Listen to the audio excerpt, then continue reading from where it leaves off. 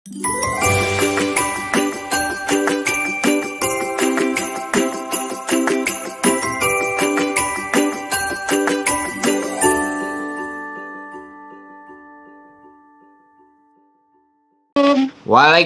warahmatullahi wabarakatuh. Berjumpa lagi bersama saya Wong Ganteng sak donya. Piye, Mbak? Nggih, Pak. Jangan disebutin namanya ya, Mbak. Pripun? Namanya sampean jangan disebut. Oh, nggih, Pak. Nggih. Saya kan di sini udah 3 bulan ya. Terus majikan tuh selalu bilang mau mulangin saya bulan depan gitu. Ejin juga katanya bilang gitu. Cuman majikan bilangnya gini, saya mulangin kamu, tapi kamu harus bayar saya 1 bulan. Kan itu berarti kan saya yang disuruh nge-break. Yes. Terus saya bilang, enggak, di kontrak itu ada 3 pilihan. Saya bisa notice, mem saya bisa break atau mem pecat saya, dan mem harus memberi saya kompensasi. Enggak, saya bisa bikin agent bisa, pokoknya dia tuh bisa bikin dia nggak perlu bayar saya sepeser pun, seperti itu Pak. Semalam ngomong seperti itu ke saya, sampai saya berdebatkan. Terus saya bilang, kalau kamu udah nggak mau saya, kenapa saya nggak kembalikan aja saya bilang kayak gitu. Terus dia bilang, nggak bisa, agent kasih garansinya itu, agent suruh saya ngasih kamu kesempatan 1 bulan lagi, kalau nggak kamu saya ganti. Kalau sudah 6 bulan baru saya bisa ganti pembantu. Agent kasih saya diskon besar karena kamu bilang kayak gitu, Pak. Saya harus bersikap yang gimana ya, Pak? Selalu macam gitu. Terus bulan kemarin ini, gajian bulan ini, saya itu dipotong 300.000 karena saya dibilang merusakin drawer kulkas kayak gitu. Suruh tanda tangan. Gitu. Jadi saya akhirnya mau nggak mau harus bayar $300. Terus besok katanya saya suruh bayar lagi karena katanya jaket anak itu saya salah nyuci, nggak bener nyucinya, harusnya pakai jaring, padahal sudah saya masukkan ke jaring. Tiap nyuci jaket itu selalu saya masukkan ke jaring gitu.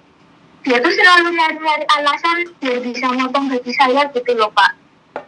Tiap bulannya saya kurang makan, terus kurang tidur kayak gitu. Saya nggak pernah mempermasalahkan itulah, nggak apa-apa, sudah namanya uang kerja deh, pasti ada kayak gitu. Nggak, cuman kalau gaji dipotong-potong terus, saya gimana? Saya kan single parent, saya harus masih makan anak, masih makan orang tua kayak gitu. Sedihnya di situ loh, Pak.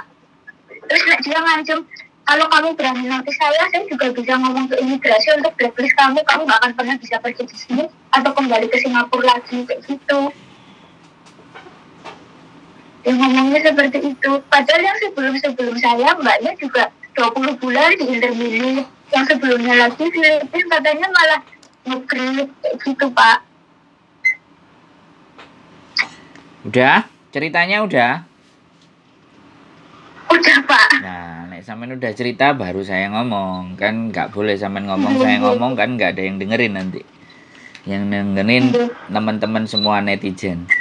Jadi perlakuan apapun di majikan, kalau HP sampean ada di kantong, ya kan, perlakuan apapun di majikan itu, kemudian HP di kantong, recordernya sampean nyalain. Di setiap HP itu ada aplikasi namanya recorder. Jadi recorder itu dinyalakan, terus sampean punya buku catatan. Ini sebenarnya sudah banyak disampaikan sama teman-teman organisasi. Buku catatan tanggal berapa dia ngomong, tanggal berapa dia ngomongin potongan-potongan dan ABCD 300. Karena maksimal 1 bulan dia hanya boleh motong sebesar angka maksimal 300. Itu nggak boleh lebih. Kalau ada lebih, dia kena undang-undang dan aturan. Nah, kalau dia selalu cari alasan, makanya sampean mesti rekam, sampean mesti catat. Pas dia ngomong apa semuanya. Dan sampean benar sebenarnya, menurut saya sampean nggak perlu ngebreak, sampean tetap kerja biasa saja. Yang penting apa yang dilakukan hari ini, besok, lusa, sampean kerja aja. Nanti kalau dia gak seneng, dia pegel, ya sudah. Kalau sampean bales Balasnya ngomong kalau kamu nggak suka sama saya, pulangin saya ke agent. Sebenarnya itu nantang.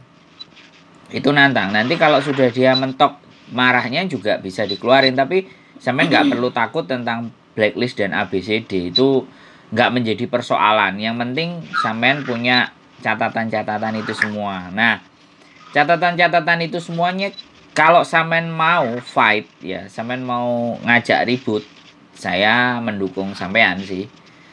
Ketika ada bukti-bukti itu loh ya, sampean bisa tak bawa ke labor, melaporkan apa yang sudah sampean alami. Bahkan makanan tidak layak pun kalau bisa sampean foto semuanya, semua data komplit. Jadi itu untuk kita catatan ke labor. Nah, tapi Meskipun tidak dari awal bulan, awal sebentar. saya bekerja. Iya, sebentar. Aku tak ngomong dulu, Mbak. Sampean kan tadi sudah ngomong. Nah, aku ganti ngomong sampean potong itu nggak selesai. Sampean nggak dapat. Sampean mau didengar apa sampean mau saran gitu loh. Kalau sampean mau saran tak kasih saran saya karena sampean yang jalani di sana. Suara saya masih bisa jelas sampean terima nggak? Jelas. Jadi itu data. Sampean tangguh menurut saya. Selama dia nggak mukul, ya kan? Kita oke ya, biarkan. Kalau sampean bisa bales omongannya dia, pulangin saya ke agent, berarti kan sebenarnya sampean bisa bales omongan, nggak masalah. Sampean tetap kerja. Nanti kalau ada sesuatu yang membahayakan sampean, nah ini nanti suatu saat puncak emosinya kan dia pasti akan ada muncul kan. Puncak kemarahannya dia itu pasti akan muncul ya. Kalau sudah sampai membanting sesuatu dan apapun di depan sampean misalnya ya, ada CCTV apa enggak gitu loh. Ada. Nah, kalau ada CCTV, usahakan sampean mengarah di arah CCTV. Sehingga apa yang dilakukan majikan itu akan terlihat di CCTV. Dan ketika memang sudah bahaya, teleponnya langsung 99. Nah, kalau nek dijak padu aku seneng. Tapi saya berpikir, sampean kan ngidupin anak, ngidupin orang tua. Jadi sampean harus berpikir yang kedua kali. Selama dia nggak mukul, maka kita tidak melakukan apapun. Tapi ketika dia sudah melakukan sesuatu yang sudah mengancam dan membahayakan diri sampean, nah itu kan. Karena jenenge wong marah ngamuk itu kan mesti kan. Kowe kok jomek ya, Buyan, bojoku iki umek kae nek wong ngomong serius. Jadi harapan saya sampean HP ada di recording. Sehingga setiap momentum dan apa yang menjadi perkataan dia itu kita ada record. Ada rekamannya dan kita simpan sendiri gitu Mbak, itu kekuatan. Tapi sampean termasuk tangguh loh, 3 bulan dengan majikan sing model kayak gitu, bertahan aja nggak apa-apa, yang penting dia nggak mukul, kerjaan dijalanin aja gitu. Nek orang-orang bilang kadang-kadang TOMG, muisi ya, kalau sampean bisa seperti itu silahkan ya kan, nggak apa-apa, itu jauh lebih bagus. Tapi ketika sudah sama-sama marahnya, sampean batas tingkat kemarahannya, sampean lebih baik diam tenang gitu sambil melihat situasi. Karena kalau sampean juga dalam posisi marah, sampean juga marah, posisi kita kalah. Tapi kalau dia marah, kita masih tenang, dia akan kebawa tenang kita. Nah, itu yang tahu keadaannya sampean, Mbak. Wes, sekarang sampean mau ngomong piye? Pokoknya selak pengen ngomong. Halo? Iya, Pak. Sampean nggak nangis kan? Halo? Halo, Bun. Sampean nggak nangis kan? Gimana, Pak? Sampean nggak nangis kan? Suara sampean rodok wangel. Halo? Halo? Enggak, saya nggak nangis. Oh, yakin nggak nangis? Tidak, Pak. Yakin nggak nangis. Nah, Kadang berantas mawon teng ati, enggak apa-apa. Masih bisa. Enggak apa-apa. dia nggak mukul kan? Cuman mulutnya aja kan? Dia mukulnya ke bahu sih. Hah? Gitu tok. Kadang mukulnya sih ke bahu, pernah 2 kali dipukul di bahu, terus pernah juga muka saya kan disiram air rendeman baju yang pakai. Wah, ini kira-kira ini mau diajak perang apa enggak? Apa sampean terima ae kira-kira? Ini aku bertanya sama sampean dulu. Disiram Saya kepinginnya ngajak perang. Saya kepinginnya ngajak perang. Tapi saya masih mikir lagi, saya masih potongan 1 bulan lagi gitu Pak. Saya masih kalah senjata gitu. Saya masih ngumpulin bukti dulu kalau saya mau ngajak perang. Iya. Gitu. Kalau memang mau ngajak perang, kalau mau ngajak perang kita siapin bukti semuanya. Kalau semuanya ada kita bisa tuntut ke labor, karena agent saya kemarin juga ada anak yang tidak diperlakukan dengan baik dan benar. Ketika ditanya, kamu mau mengajukan tuntutan ke majikan nggak? Nah, agent saya bilang kayak gitu, orang Hongkongnya. Nah, saya juga kepingin sebenarnya. Cuman yang penting sampean jangan break. Paham kan? Jadi kalau kita ngajak perang, kita jangan break. Anak-anak kadang-kadang perang ngajak break, ya repot. Jadi nggak perlu break, kita tetap di situ, tapi bukti-bukti dan segala sesuatu masuk ke labor gitu loh, biar dia disuratin sama labor. Jadi jangan kita yang memarahin dia, nanti yang ngasih tahu si labor, ngirim surat bahwa kamu memperlakukan pembantumu ABCD bla bla bla bla bla bla bla bla gitu loh. Nah, bukti ada di sampean gitu. Kalau bukti mau diamankan boleh dikirimkan ke saya, kita simpan gitu loh. Jadi ada double cover gitu loh. Nanti takutnya dia tiap harinya boleh saya ngirim. Kenapa? Tiap harinya saya boleh ngirim jam istirahat saya, foto atau rekaman suara begitu boleh. Boleh, nggak ada masalah. Jadi yang menurut sampean penting untuk diketahui gitu loh. Jadi itu. Ini keren ini. Jadi satu pokoknya poinnya, jangan sampai kita yang ngebreak. Tapi kita siapkan semua apa yang sudah dia lakukan kepada kita. Nah, makanya di hari book. Jadi buku catatan tanggal sakmene disiram, tanggal sakmene dikenekno, tanggal sakmene dikenekno. Di tanggal-tanggal sekian dia memperlakukan saya seperti ini. Kalau misalnya dipukul atau apapun, ya dekat ke CCTV. Kalau itu dalam dekade waktu 1 bulan atau beberapa hari, CCTV kan bisa dibuka. Jadi bisa dibuktikan. Tapi kalau dia sudah nggak ada, berarti dia fix sudah dihapus. Kalau dia masih ngeles, berarti dia dihapus. Hongkong itu seperti itu mainnya. Nah, disiram sampai sudah mulai dipukul, ini kan berarti sudah mulai main tangan ini, Mbak. Jadi kita harus punya bukti. Nah, sinyal sampean rada suloyo, Mbak, aku nggak ngerti. Wes, kira-kira ada lagi yang mau sampean tanyakan? Ngatur strategi. Kalau itu benar nggak sih saya bisa di blacklist, terus saya nggak bisa kerja dengan mana lagi, itu benar nggak sih Pak? Nah, dihapusi itu mereka ngancam. Enggak, saya kasih tahu sampean ya. Itu yang selalu dilakukan majikan, ngancam-ngancam. Nah, kalau sampean dapat suaranya, sebentar, gantian ngomongnya Mbak. Sampean ngomong, aku ngomong piye. Kalau sampean diancam-ancam, bukti rekaman ancaman itu kalau ada malah keren. Kamu macam-macam, kamu tak laporin imigrasi, kamu tak blacklist, kamu nggak bisa balik ke sini. Nah, itu kalau sampean dapat keren. Bisa kita viralkan rame-rame. Iki loh perlakuannya majikan sing ngancam-ngancam. Nggak ada orang yang bisa blacklist sampean. Kecuali sampean sendiri melakukan kriminal. Misalnya mencuri, memukul, kemudian nggak bayar utang, lah itu catatan kriminal yang kita buat sendiri. Tapi kalau majikan ya nggak bisa dia gitu loh, nggak. Omongannya dia lagi, karena dia itu tipe orang yang selalu mengulang-ulang omongan. Nah, sampean ngerti tipe orang yang cuman beraninya ngomong, nggak berani berbuat. Iku anyi-anyi, paham nggak sampean? Paham nggak? Kalau memang dia berani ngeluarin sampean, nggak kakean ngomong Mbak, sampean langsung diterno ke agent. Nah itu baru. Tapi nek jek ngomong bolak-balik itu cuman ngeden-ngedeni gitu, den-denan sawah gitu. Sampean ngerti nggak?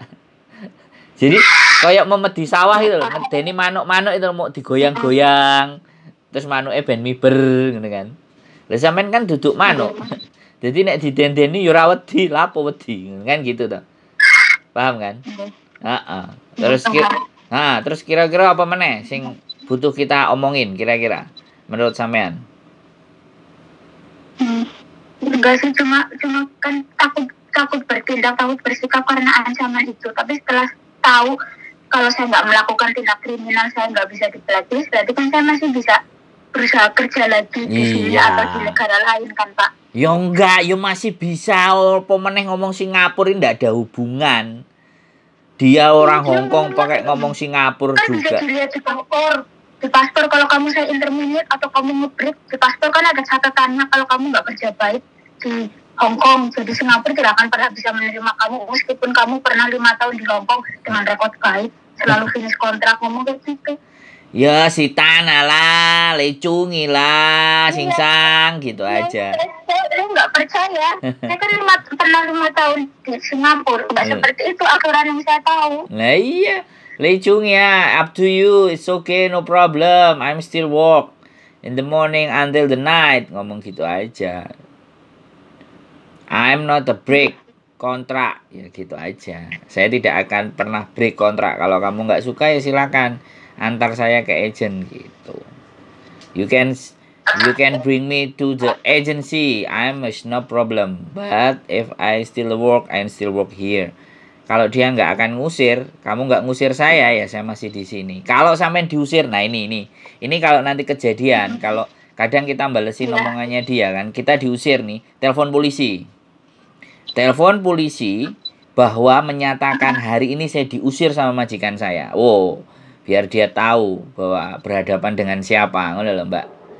Jadi kalau diusir kan bisa lapor polisi, nggak cuma kalau dipukul tok ya Pak? Iya, diusir. Kalau diusir terus dia marah-marah dan semuanya, nggak apa-apa.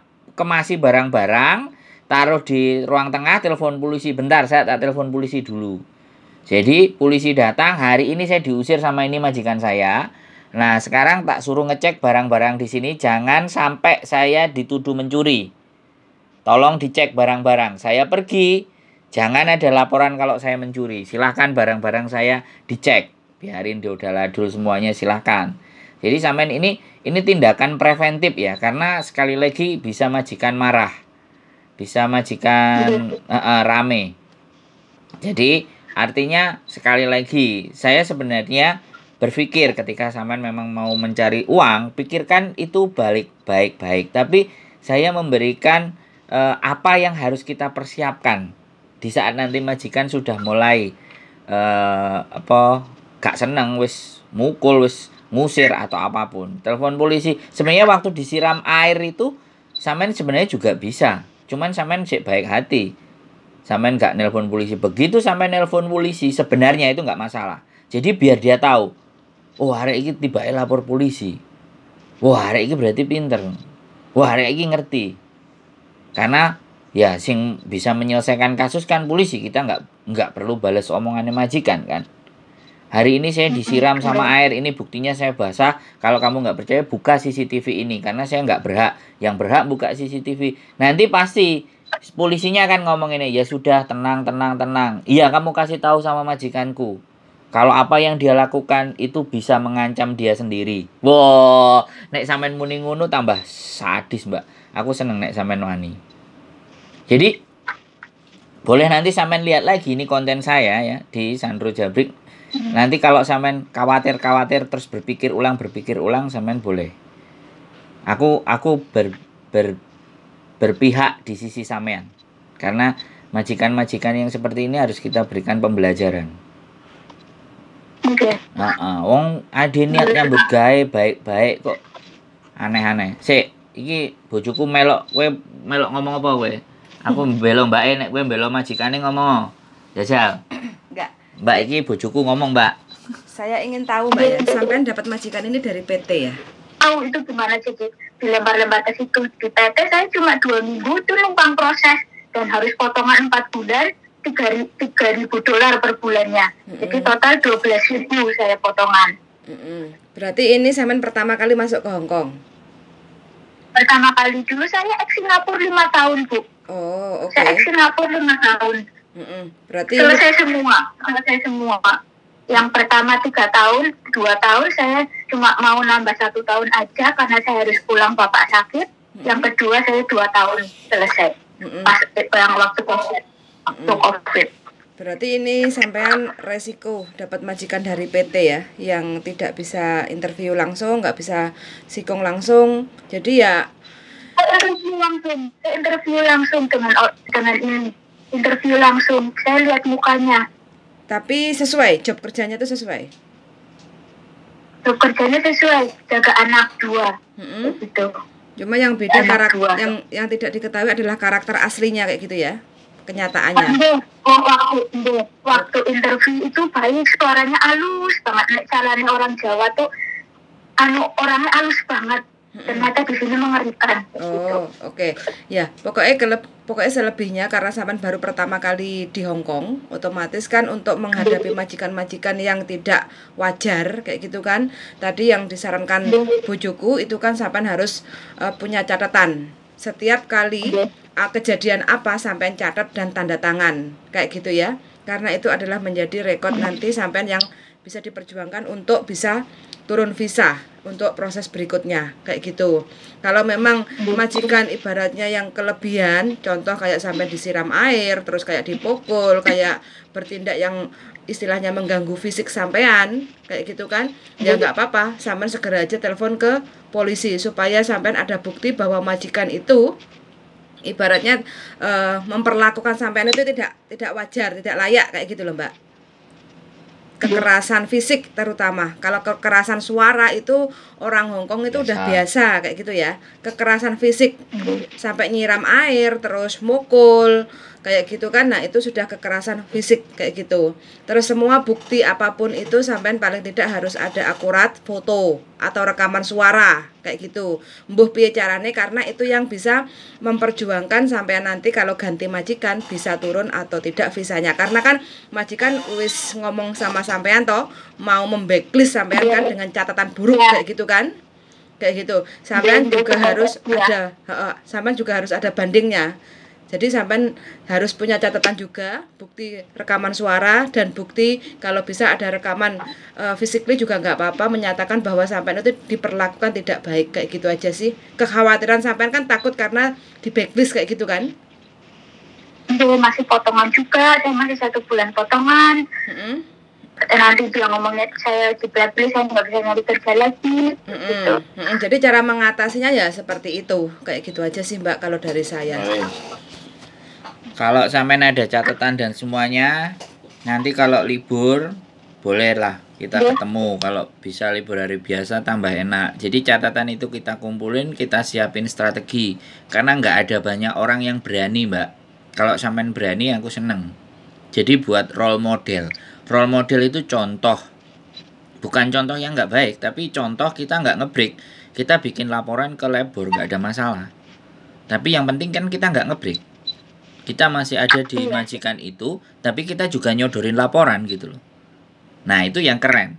Nanti biarlah labor yang akan menyurati dia, menyurati majikan sampean. Dia pasti akan bersurat.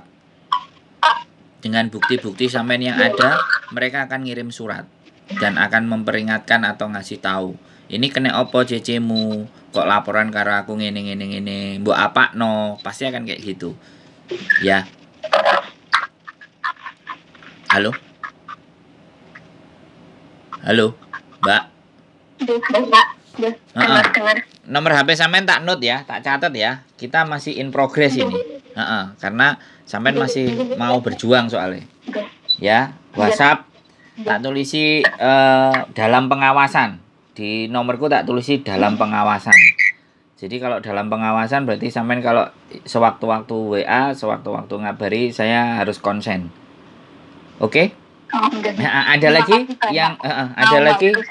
Ya sampean membantu diri sampean, saya nggak membantu. Saya cuma ngancani sampean. Ya. Ada lagi yang mau ditanyakan kira-kira? Cukup? Enggak, Pak. Enggak ya? Cukup. Pokoknya nggak usah takut, nggak usah khawatir, kerja sehari-hari biasa. Dihadapi aja ya. Kita tahu sampean juga cari rezeki. Saya juga nggak mau menjerumuskan ke hal yang nggak benar. Tapi kalau sampean logikanya masih main, nggak terbawa, arek-arek kan biasanya nangis, sedih gini-gini, dikai masukan nggak mlebu. Tapi nek sampean iki cek menurutku cek cara mikirnya cek iso mikir dan ndak nangis iki oke. Hongkong memang seperti ini adanya. Kita hadapi bareng-bareng. 95% teman-teman mengalami hal yang hampir sama kayak sampean. Tapi nggak apa-apa. Kita perjuangkan itu. Wes, kalau nggak ada lagi yang ditanyakan cukup? Oke. Untuk sekarang. Oke, siap. Saya pernah lega. Oke. Itu aja Mbak ya. Saya tutup. Ya, Pak. HP-nya. Oke, sehat selalu. Tetap semangat. Yuk, bye-bye. Kayak. Assalamualaikum. Waalaikumsalam warahmatullahi wabarakatuh. Oke, teman-teman. Banyak terjadi dan saya senang mbaknya berani. Nanti kalau bisa pasti siram, lapor polisi. Weh piye? Udah wes. Cukup. Wes cukup. Daripada pok getai aku cukup. Bukan digetai kan biasanya Cukup aku gitu aja teman-teman. mikir Ya, sisi terima kasih. majikan. Oke, yuk bye-bye.